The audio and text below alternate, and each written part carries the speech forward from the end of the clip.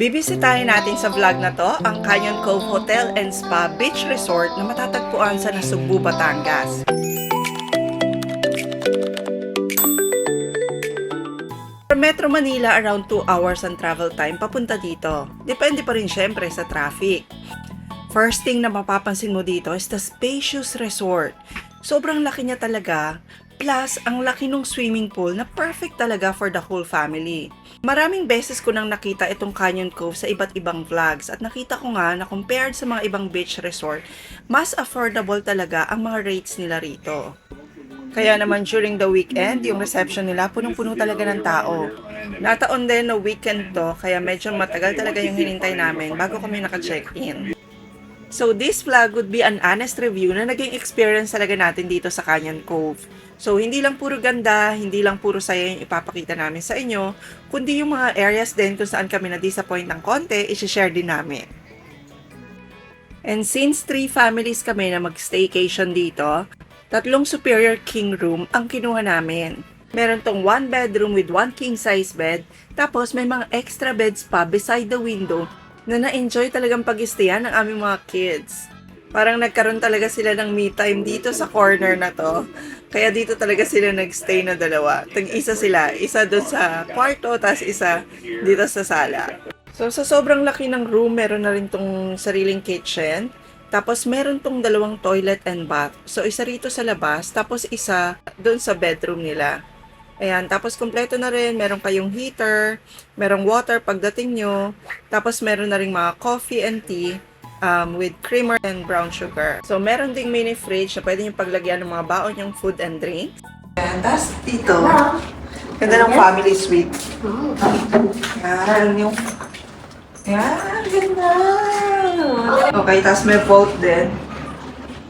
Ayan, dapat may vault talaga. Tapos, ayan, another toilet.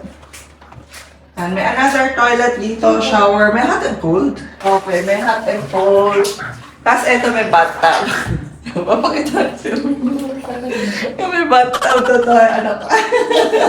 Paglabas nyo naman dito sa veranda, ayan, dito na yung overlooking naman ng pool area at ng beachfront.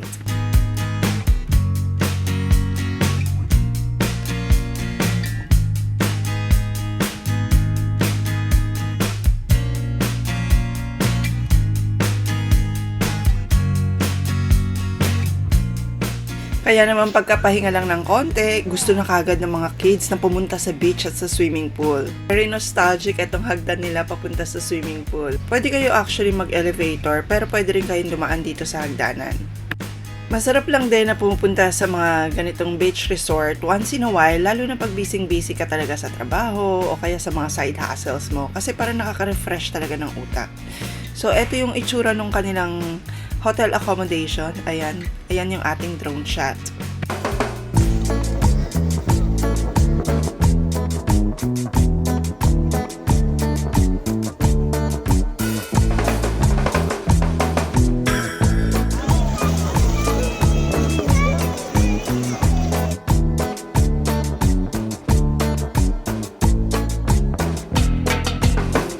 Meron din pala sila rito mga water activities na pwede nyong ma-enjoy.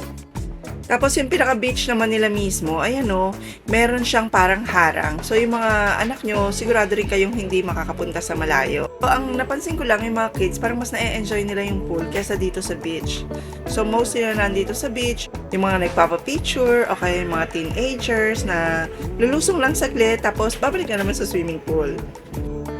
And after enjoying the whole day swimming, pabalik na sana kami sa aming mga rooms nung na-inform kami na mayroon palang ginaganap na fire dancing. Ayan, ginaganap to every weekend at 8 p.m. Nasa kabilang dulo ng resort, yung place kung saan to ginagawa. Parang meron ditong restaurant kung saan pwede kayong magpaluto.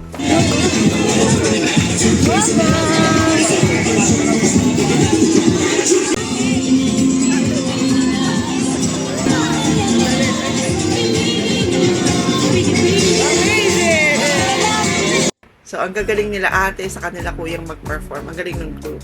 Tapos, ang dami talagang nag-enjoy. Ganda rin ang Canyon Cove paggabi. Very relaxing din yung kanyang ambience. At since gumabi na, ayan, medyo naubusan na kami ng pagkain na pwedeng ipaluto rito. Ayan, wala nang mga ibang choices, mga hotdogs na lang, ganun. So, we decided na baka pwede kaming bumili sa labas. Unfortunately, parang hindi ito naaabot ng Grab. So, hindi kami naka-order. So, nag-search kami online kung saan pwedeng kumain. Yun. So, meron kami nakita rito na open 24 hours. So, pinuntahan namin. Ayan yung menu nila. Mga ulam nila from 130, 120, 150, may 800 pa, may 650. So, hoping kami na decent yung meal. Pero grabe, sobrang disappointed kami. Imagine nyo naman yung 150 ganyan, no? So, para siyang nireheat. Tapos, sobrang konti pa niya. Parang yung kalderetang in-order namin, 150 yata yun. Tapos, tatlo lang yung laman niya. Maitim pa yung laman niya. Tapos, parang nireheat siya. And sobrang konti niya sa small na tasa. Alam mo yung gutom na gutom ka, tapos ganito yung experience mo. Wala ni isa man sa in-order namin sa kanila na na-satisfy talaga kami. Yung baka nila, hindi ko alam kung bakit maitim na. So, alam mo yun, tinikman namin, kala naman namin, baka naman masarap talaga, di ba? Kaya ganito lang kakonti, pero wala talaga. So, hindi na lang kami kumain. Yun na lang. Lahat naman tayo kailangan kumita sa mga negosyo, pero wag naman sanang ganito. Para naman ang feeling namin, para kaming na-scam nung pumunta kami rito sa restaurant na to. Grabe. Kaya naman kinabukasan, excited kami mag-breakfast. May free breakfast yung binook namin. So, nasa 4th floor yung kanilang buffet. Maaga talaga kaming gumising para ma-enjoy namin yung breakfast dahil nga hindi kami nakakain the last night. Maganda pa naman yung ambience ng kanyang breakfast area kasi nasa 4th floor. So, overlooking mo yung beach, saka yung pool.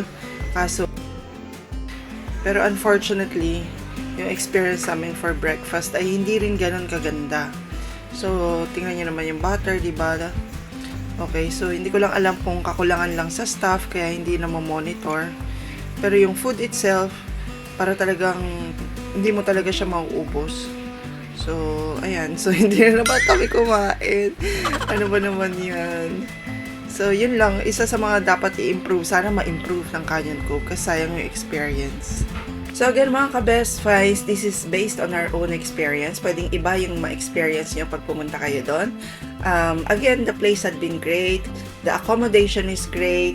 Medyo sumablay lang sa breakfast. Anyways, it's a place to go to pa rin pag gusto nyo ng beachfront, tapos may swimming pool for your kids or for your family. Ayan. So, regarding sa food, bumawi na lang kami sa A-Ways, Tagaytay. Ayan. So, gusto ng masarap na food, masarap pa rin talaga dito sa A-Ways and very reasonable yung prices. So, see you sa next video mga ka-best finds. Please like, share, and subscribe. Bye! God bless!